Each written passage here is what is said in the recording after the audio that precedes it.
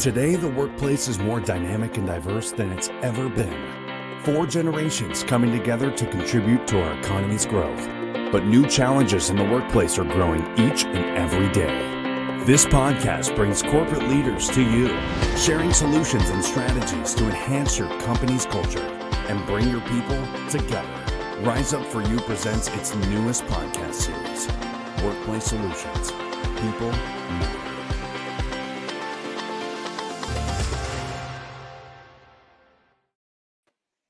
Hello, hello, hello. Welcome, everybody. Happy Wednesday. This is Natalina, the founder of Rise Up For You. So excited to be here with you again on Workplace Solution Podcast. And yes, today I have a guest. I know sometimes I ride solo, but today I'm super excited to have on Daniel Kasidi, the founder and CEO of Rastaclat, and we are going to have an amazing conversation. So super thrilled to invite him on. Let's give some claps silently. Thank you. Thanks for having me on. I appreciate it. Absolutely. Honored. Absolutely. So I'm super excited, Daniel. I would love to actually just jump in. Tell us a little bit about yourself and the great work that you're doing. Yeah, so like I said, my name is Daniel Kasidi, founder and CEO at Rastaclat. 37 years old. I've had my business for about 10 years. I was born in Kenya and migrated to the States and grew up skateboarding, loved skateboarding. One day decided to take an extra pair of shoestrings, make it into a bracelet, and everyone at school loved them. And I saw that this emotional transaction happen when I gave people the bracelet of confidence and inspiration, and I wanted to multiply that positivity. So our brand is called Rastaclat, and our mission is to empower people. Oh, are you positive. There? And so really, that's what we do every single day. Can you hear me? Awesome. Yeah, we lost you right when you said empower people. So what was that phrase after? That's an important part. Yeah, we want to inspire the world to seek the positive through our products and our brand message. And so that's really been the mission. And my role is the visionary behind that, and developing and leading the organization to be able to do that. And that takes a lot of great people as well. So happy to talk about that more. Yeah, I would love to actually. So one of the things that is super impressive for me when I read a little bit about your work and your bio is that, you know, as a business owner, as an entrepreneur, it seems like you've always fostered like this social responsibility, right? Corporate social responsibility, that philanthropic gene. You've always given back. You've always made sure to provide service on a larger level. So I would love to just talk a little bit about that corporate social responsibility. So why is that important specifically for you? And tell us a little bit more about the work that you've done with that. And I think you're on mute, Daniel, as well on your end.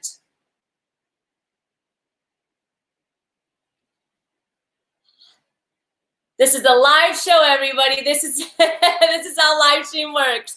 But while we're waiting, I know that you are one of the Fortune 1000, I think, companies to be seen. And so you've done some awesome work for your age as well. So tell us a little bit about corporate social responsibility and why that's important for you. All right. Well, sorry for the technical difficulties, but, social responsibility, to me means, really being of service and, being aware of what's happening, not only within the company and your internal culture, but what's happening externally. I feel that businesses have such a responsibility at this point to educate, to have empathy and compassion for what's happening around them. And if you don't, it's going to be very hard to galvanize a team internally that's inspired and feels like they're heard. And so for us, social responsibility means putting our money where our mouth is, our actions where our mouth is, and our time where our mouth is, right? So we talk about seek the positive and inspiring the world. And so just as last year, as we're going through the pandemic, there's a lot of social issues, we launched our Seek the Positive Foundation, which is a foundation that sits within our brand. And we donate a percentage of proceeds to this foundation. And it really covers equality and personal development. And so we really believe that every single person in the world deserves equal opportunities as we talk about equality and also personal development, the ability to learn these soft skills that were not taught in traditional education. And so for us, social responsibility means having that initiative and giving back to it, not only in the form of donations, but also going out there and partnering with other foundations that are championing these causes and giving back, as well as, you know, externally letting our audiences participate in that. We have such an amazing customer base that wants to give back and wants to find a way to give back. And most people want to give back, they just don't know how. They don't know how to take that first step. And so we've been able to sort of break that barrier down and allow people to be a part of our brand and do that with how they engage with our brand. And so that's one way that we do it amongst many. Yeah, and I love, of course, that you mentioned soft skills, because that's what we're all about here at Rise It for you, right? And just providing that opportunity, like you said, that's not traditionally seen in like the school system, for example. So, you know, I always like to talk about how the team is engaged and impacted by corporate social responsibility, because I think sometimes we can forget that that's a piece of employee engagement. So how do you see your team resonate with CSR or with giving back? Do you see a boost in productivity? Do you see like teamwork cultivated on a different level? What does that look like? Man, it's paramount for Rastacloud. I mean, if I went around the office or the digital office and asked people, why do you work here? And really the answer that will rise to the top is, you know, I really feel like I'm doing something that's bigger than myself. And, you know, in the moments where we've been tested the most, whether it be the pandemic or social, you know, sort of challenges and issues happening in 2020, those are the moments where we were more galvanized, felt more together, and productivity rose because people went into work every day with a purpose. And so that's the number one reason that our team is engaged. We're running a business, we have revenue goals and budgets and all that, but those aren't the things that get them inspired. It's about how do we inspire positive every customer or that vendor, whatever the case may be. That's what gets them excited every day. And so it's so important for us. It's really a core pillar for us. So I want to touch on this just a little bit longer. So, I mean, you mentioned it, 2021 or 2020 was a big year, right? With just some of the social challenges that we saw, COVID-19. Some companies had a hard time leaning into that corporate social responsibility because they didn't know how to do it, right? Especially with some of the social challenges. Do you have any tips or strategies that you can think of or even share with just our community, especially when it comes to some of these challenging topics? Like, what's the first step, or how do we embrace that CSR without being afraid, I guess, or hesitant?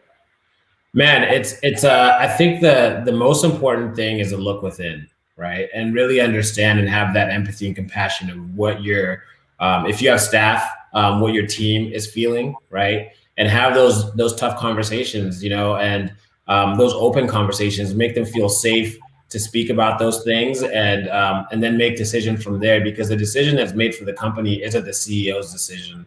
It's a collective decision as to how you go forward with those things. So I would say, number one, involve every single person in the company if you want it to become a cultural shift. And if you're the sole owner, like really develop that your brand values and what you stand for, and make sure that that's crystal clear. So whenever you bring people in your organization, there's a camaraderie and an alignment in values. And when things happen, you guys are already going to be seeing things in the same way and be able to optimize on those things. So, you know, I think it starts within. And so build that culture within, because when things happen, you're more ready to respond collectively and not just as the head of the business or anything of that sense. Yeah, and I like how you said build it within. And I think that takes work all year long, right? Not just like when a challenge arises. It's really doing that culture work and that collaboration from the very, very beginning. So you're spot on there. I'd love to make just a little bit of a pivot. So we're a year later, we're still in COVID-19. I guess COVID 2021 now. So, you know, I think people are starting to get fatigued just from like the engagement factor, because we're limited in the engagement, right? It's predominantly online, Zoom, Teams, that kind of thing. What are some things that you're doing specifically to just keep the team together and engaged while working remotely?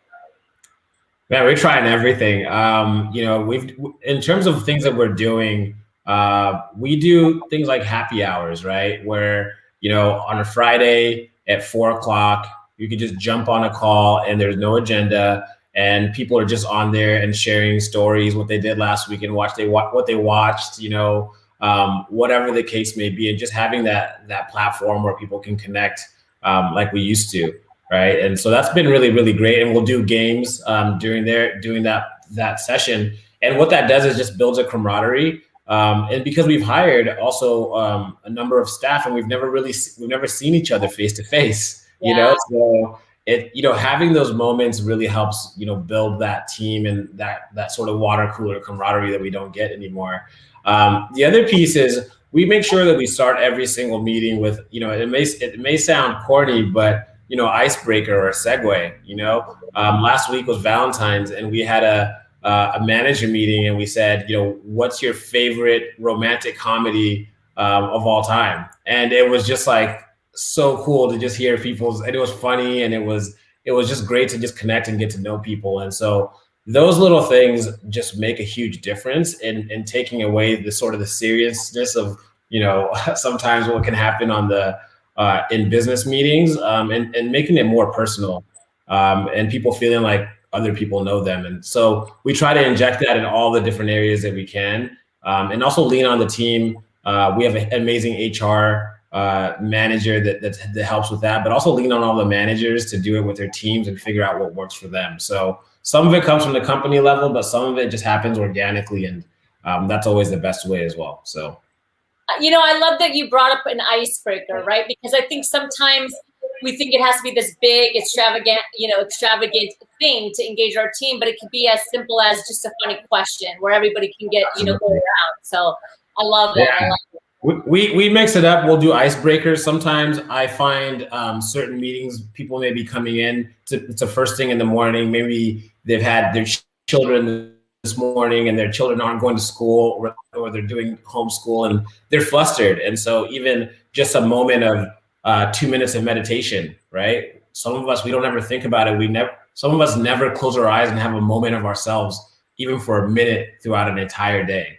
And so really clearing that, setting the level of safety up and openness allows for more vulnerability during a meeting, and people being less guarded and actually solving more problems and being productive in that meeting. So depending on the meeting and how we're feeling, as a leader, we got to come into that meeting being able to sort of diffuse some of those things.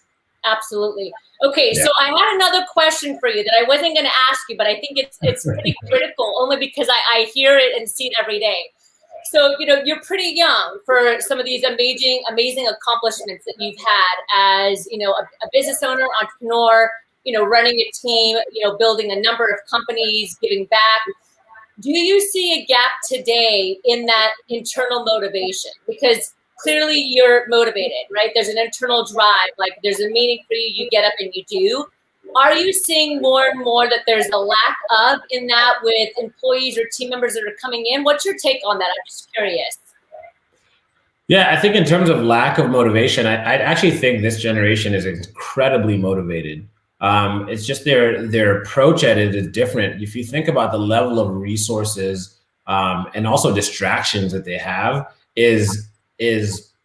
I don't even know what the data is, but it's a lot more than what I had. So I'm 37, right? So 20 years ago, we didn't have the kind of data and resources and distractions. So they're very connected. They understand how to make things happen very quickly, and they can get information at a split second. So they're motivated. It's just a matter of channeling that motivation into one focus, because it is very hard to stay focused. If we're on social media, you're scrolling into one thing to the next, and there's that instant gratification. But I think we have such an amazing generation of creative people, resourceful people, people that are very impact driven, that want to know what they're doing is going to make a difference in the world. And I think we've never had a generation like that. And so, and they are go-getters and they're self-starters. You just got to channel it. And inspiring them and motivating them and incentivizing them is completely different than, the 25 to 30-year-olds in our company.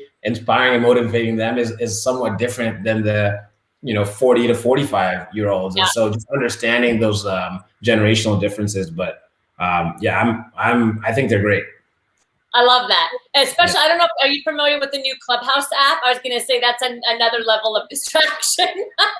I mean, it's distraction, but you talk about education and disrupting and soft skills is like, this is how we're learning now, right? Yeah, I mean, we may go to school and get the academic learning and hit the books, but you can go on Clubhouse and learn about soft skills. All day long. Oh yeah. You can go to Clubhouse and learn about, personal development, and different things. So I think it's so amazing, and just information is out there. There is no excuse at this point. Like we used to go to the library and have to look into encyclopedias. I hate to age myself, but like now, whatever you want to be, you can be. So, my little library card. Yep. Yeah. Awesome. Well, Daniel, this has been, such an awesome conversation. We love to keep it short and sweet. Is there anything that you wanted to touch upon or address that maybe you feel really passionate about that I didn't get the opportunity to ask you? Yeah, I mean, I know that there's a lot of young entrepreneurs out there, or people that are looking into entrepreneurship and want to make sure that they make that difference and have a purpose and all those things. And I think the most important thing is believe in yourself first and foremost, because if you do, you'll make it to that next step. And if you believe it in yourself, someone else is going to believe in you if you're passionate. And then you could form a really amazing team of people that are passionate about your vision. And that's what I've been able to do. I mean, the success that you talked about is flattering to hear, but it's really the team that we have, amazing business partner that I have in the business, and this is the team bringing it every single day. And that's what I'm inspired every day, is how much passion they bring in, and the art of making it all happen as one group. So believe in yourself, inspire others, and then cultivate that, and just recognize that that's what makes it special, is that collaborative effort. Yeah, I love that you believe in yourself, because that is first and foremost. So super, super important. All right, I have a couple power questions for you. 3 power questions that I like to end with. And Daniel Robbins just tagged in and he said, you're a rock star. So great comment. Okay, so the first question that I love to ask, is just a quick power question, is if you can leave the world with one golden nugget, what would that one quick golden nugget be for you?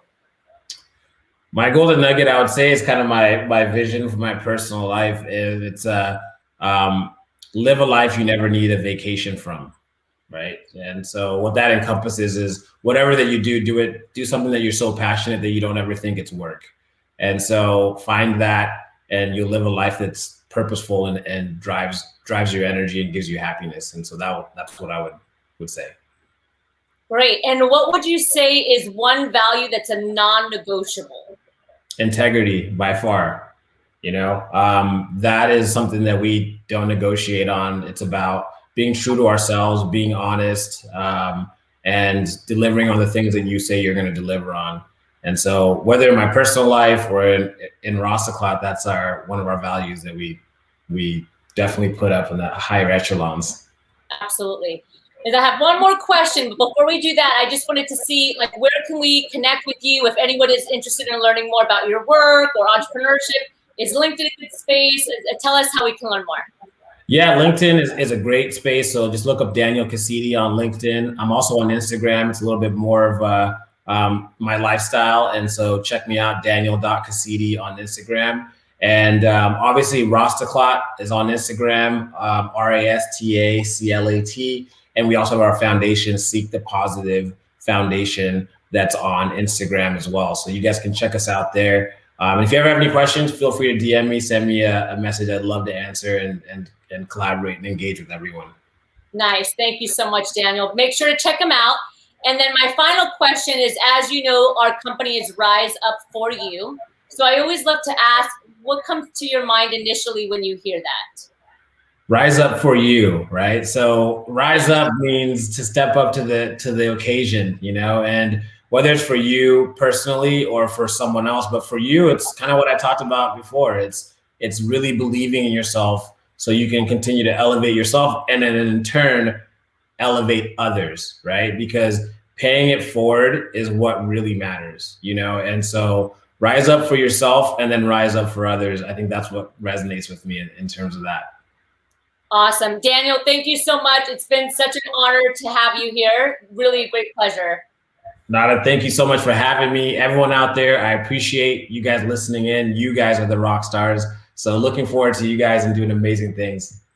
Awesome. Thank you. And thank you everyone for joining. Again, this is Netalina with Rise Up For You Workplace Solutions. We're here every single Wednesday, bringing amazing leaders and executives to provide workplace solutions, strategies, and just empowerment to be our best as a company, as a team, and as an individual. Just wanted to remind everybody that we do have our International Women's Day Leadership Conference coming up, completely free. So check it out. It's on our Rise Up For You LinkedIn page. And I will see you next week right here, same time. Thank you again, Daniel, and thank you, everybody. See you guys. Much love.